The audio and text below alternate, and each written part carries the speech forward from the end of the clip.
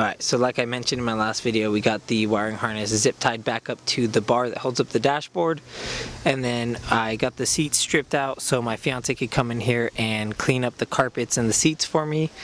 And then now I'm going to hop under the hood again and we're going to pop out the wheel wells. Okay, so basically the 240SX is a unibody car, which means that it's a bunch of pieces of sheet metal punched into shapes, laid over each other, and then stitch weld.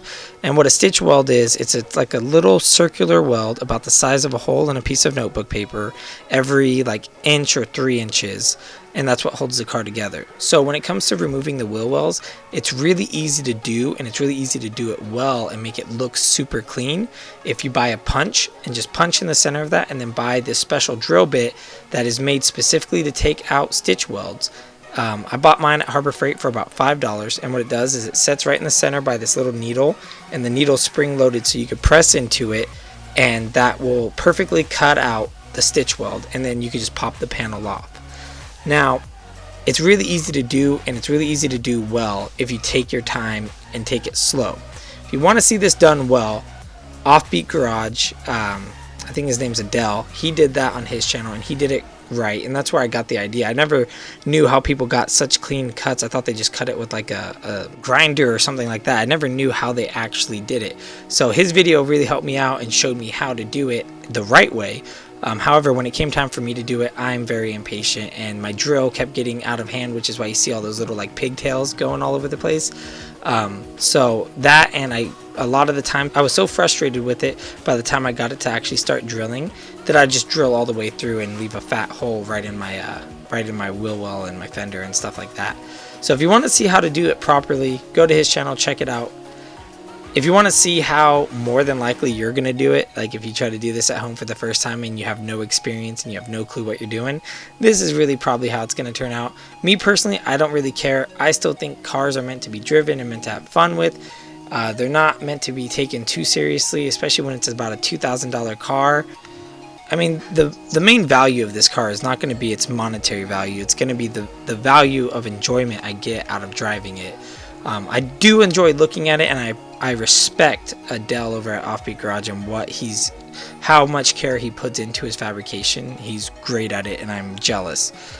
But when it comes down to it, if a part of the car is frustrating you, don't be afraid to just get it over with so you can enjoy the car. Like, don't get stuck on something small that's going to prevent you from driving the car and actually enjoying it. But with that being said, so that is how you guys do it if you are curious.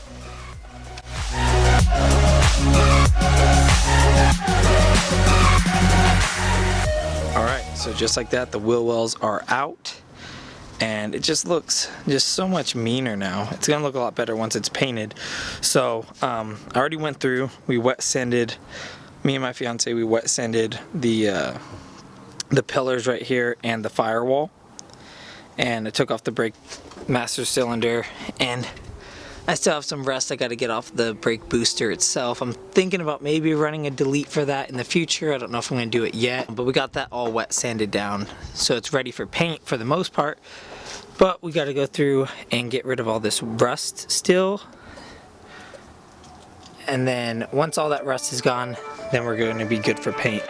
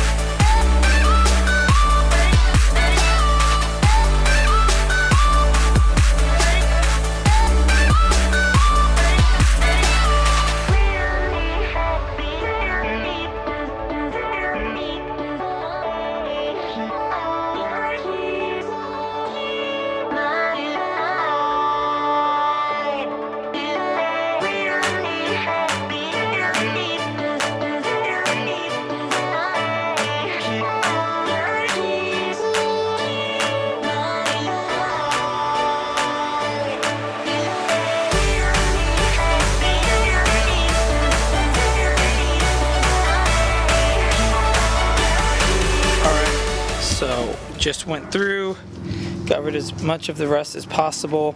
Some of that looks like rust still, but it's actually just like rust colored paint.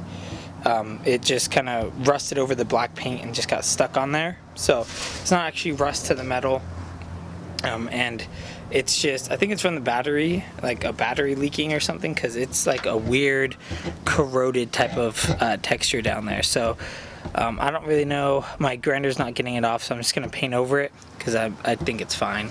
Over here I was able to get almost all the rust off. I just have an area back there I need to hit up, which I will do tomorrow when I start prepping it for paint. Went through and I removed just all the little spots of rust.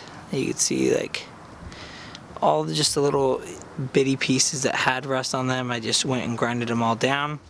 There's still some like dust from the rust because I haven't like aired it off yet or washed it.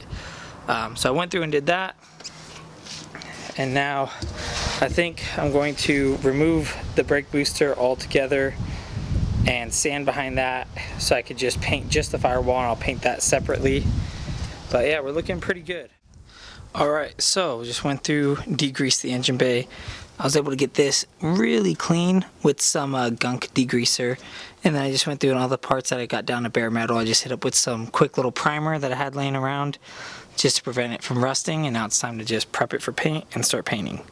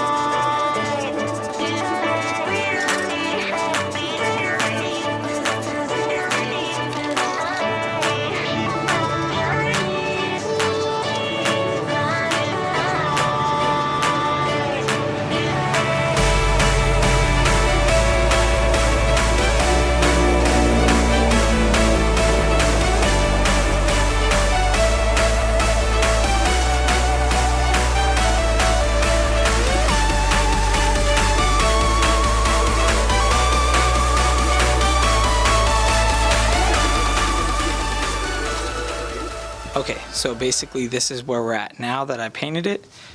The strut towers and the firewall is all that I painted right now.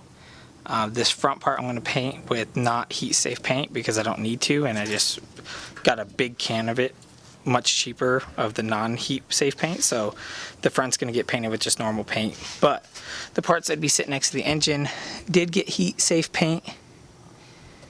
And it's hard to tell with this lighting, but it is actually really good. Turned out super smooth, really clean, nice even coats. But there is a few spots that I'm going to go through and wet sand and do again, and then the whole thing's going to get hit up with just a bunch of clear coat, so it stays nice for a while. I did take the brake booster off, and that's going to get painted separately. I'll probably show that in a future video. But this is where I'm going to stop it for today. The wind's starting to pick up and blow dirt around, so I'm going to wrap up this video, and then next week we're going to be painting the front end and probably the brake booster and a few other little components here and there, maybe my rims too.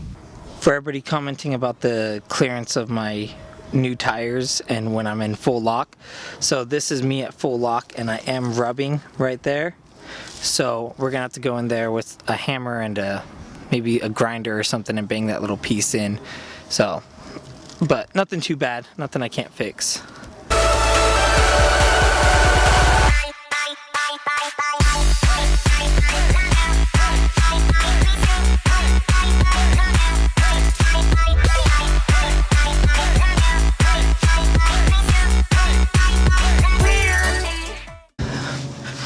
So I was able to get much more angle than I thought out of this.